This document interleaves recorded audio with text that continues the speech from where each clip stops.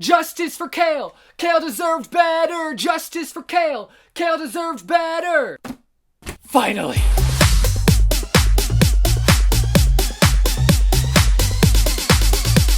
Warning! Before I get started, I just wanted to let you guys know that this video will probably contain spoilers for the Throne of Glass series. So if you are not caught up, I wouldn't suggest watching this video. My ship is kind of dead, but you know, there's always the possibility that Aelin will come back and be like, maybe I want to be with Kale. Maybe I want to be with him, so...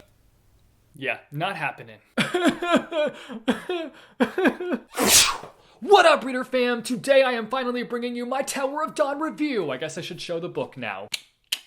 It's about to get messy. This review is going to be messy because your boy did a terrible job at taking notes while reading this book. I know I'm the worst. There's just something about these books that when I read them. I fully immerse myself in it. I don't got no time to pause and jot down some notes. Does anybody else remember when this was supposed to be a novella? I don't think Sarah J Maas knows how to write a short book. Considering the fact that this is 660 pages and it was originally supposed to be a novella. Maybe she heard my cries of frustration with the fact that Kale was cut out of Empire of Storms. Kale deserved better! And she decided to make up for it by giving Kale his own full book. There's a lot of talk surrounding this book as to whether it's important for the series or not, like if you do or do not have to read this book, and bruh, it's important. You gotta read it before you read Kingdom of Ash. There are things that happen in this book that you're gonna want to be aware of before you read Kingdom of Ash. And I mean, if you've already gotten to Empire of Storms, then you are in a committed relationship with this series, and you need to read this book to be fully committed. Honestly, what's one more book? Plus, I personally found this book incredibly refreshing. It was like a breath of fresh air.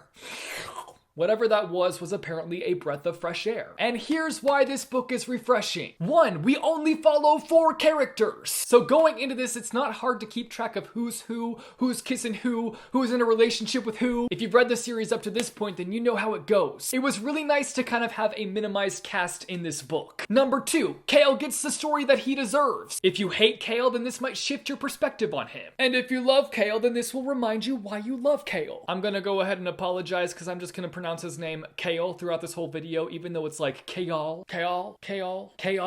Yeah, we're just gonna go with Kale. And finally, number 3, this book is a lot more calm compared to the other books when it comes to the plot. Oh, what a beautiful and calm day it is. Can you guys just shut up? Thank you. Which I personally found kind of nice. While it does still have some rather high maintenance moments, it remains pretty low key. Now, I personally can't really comment on the disability rep when it comes to this book, but I will try to find some Own Voices reviews to link down below in the description if you're interested in knowing more about that. Today, I'm going to be breaking down my favorite moments and my shook moments, so without further ado, let's get started with this messy review.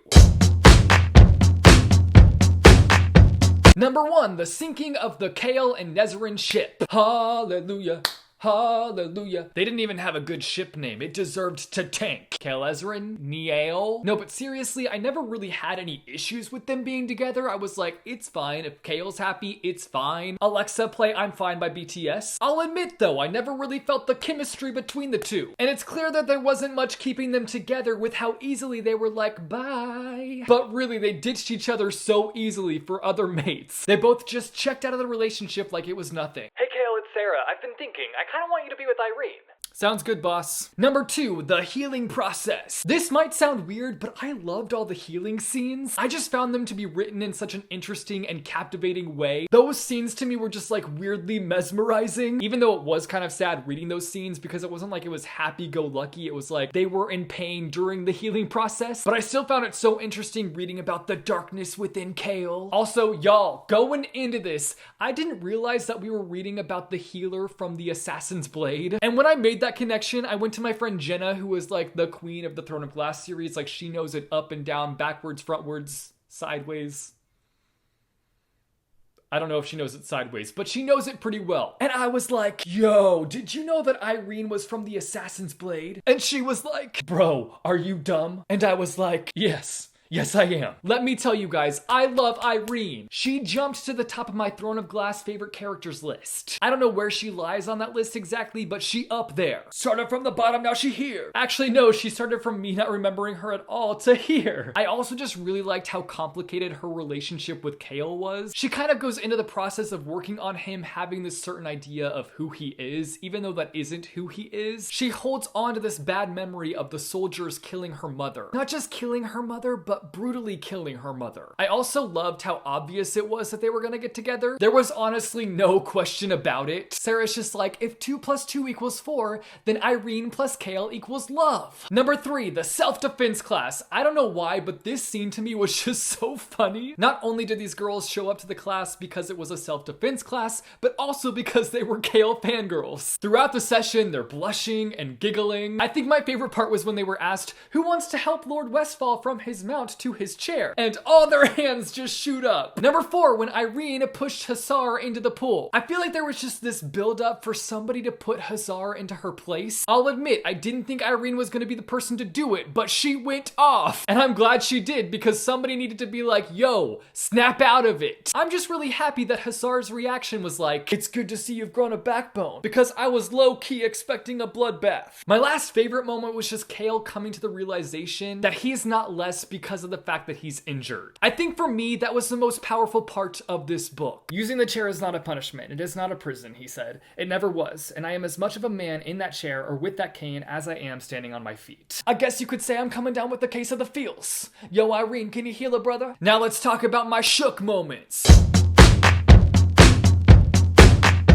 Number 1, Sartak, Nezrin, and spiders. To be honest, I didn't care that much about Nezrin and Sartak throughout this book. Just wasn't feeling it. I don't know why, but out of all of Sarah J Maas's characters, Nezrin just hasn't stuck out to me yet. Like, she just hasn't jumped off the page and been like, yo bro, look at me. I play an important role in this story. But I will say that the things that they go through throughout this book had me shook. Shooker than riding on a rook. Not that I know what riding on a rook is like. I've been exposed. At some point in their journey, we meet Falcon. I think that's how you pronounce his name, who is a shapeshifter, and it's heavily hinted at the fact that he's related to Lysandra, which I'll be honest was actually a really random insert in this book. But I'm okay with it. It's just another reason that I love these books, because everything is connected. All the characters are connected in some way. It's like a big web of characters, a web that's not for the spider that was coming after Sartak and Nezrin. Number 2, the Valgs. What the heck, man? I was not expecting such a strong presence from the Valg in this book for some reason, but surprise, surprise, they made themselves known. They're like, we're here to play and it's not gonna be nice. In fact, it's gonna get dirty.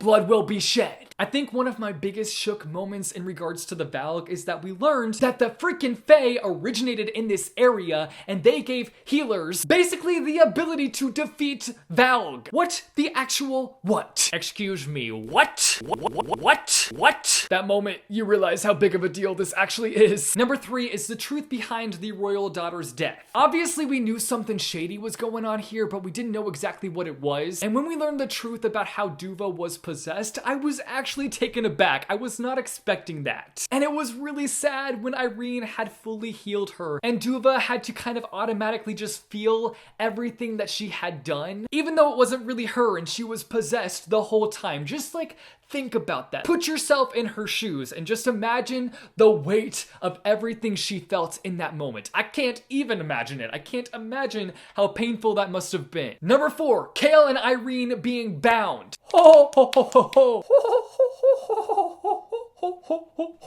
ho ho ho. Irene pays a debt in order for Kale to live. She didn't even know the cost, but she didn't even hesitate. She's like, oh, this is gonna save Kale's life. No questions asked, let's do this. The feels, man, the feels. So now Irene and Kale have been bound. Irene's power will now flow into Kale and act as a brace, but when she's feeling exhausted of her powers, he will be impaired again. My 5th and final shook moment is Kale and Irene getting freaking hitched. We now have a Lord and Lady Westfall in our cast. Yo, Sarah, can we get a wedding novella or something? Sarah be like, So that's it for my messy Tower of Dawn review. I hope that you guys enjoyed this video. I'm sorry that I wasn't able to cover every little thing that goes down in this book, but your boy just gets so invested in this story that he hardly takes any notes. I know I'm the worst. I hope you guys are understanding of that. But now I want to hear from you guys down below in the comments. Let me know down below in the comments some of your favorite moments and some of your favorite shook moments. I want to hear from you down below in the comments. Also, if you want to hear more of my thoughts on the rest of the books in the series, I do have videos for the rest of the books, so I will leave links down below in the description for each review for each of the books. If you like this video, be sure to give it a big thumbs up. I post videos frequently on this channel, so if you want to see more bookish content from me, be sure to go and hit subscribe, or go and click the little bell icon and you'll be notified every time I post new videos.